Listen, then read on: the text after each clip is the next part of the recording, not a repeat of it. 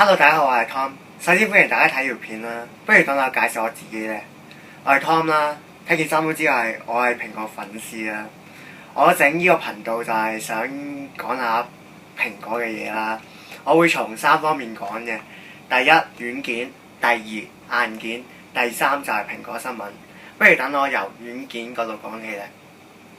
講起軟件方面啦，我就會講下蘋果提供嘅服務，例如 iCloud 啦、iTunes Match 啦，或者我而家用緊嘅 Home Sharing， 就係用你 iOS 裝置就可以控制你電腦播歌之類嘅嘢啦。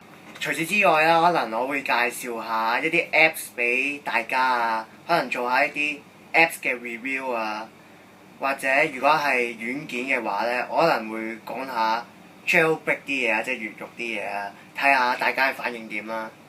至於硬件方面咧，我就想學下啲外國 YouTuber 就做下啲 unboxing 嘅 video 啊，即係拆盒，或者做下啲 review 啊，即係 review 下蘋果最新產品啊，或者係蘋果產品之間做一啲比較啊。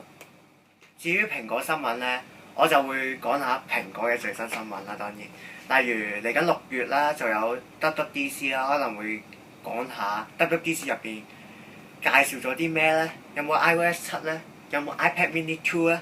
有冇 iPhone 5S 或者 iPhone 6咧？可能我呢啲都會講嘅。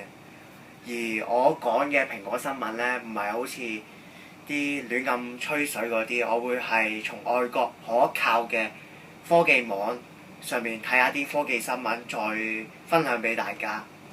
希望大家睇完條片就知道我個頻道想搞咩啦。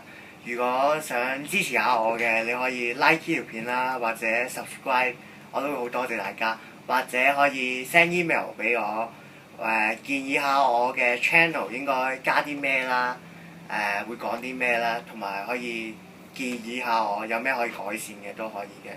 好啦，咁下次再見啦，拜。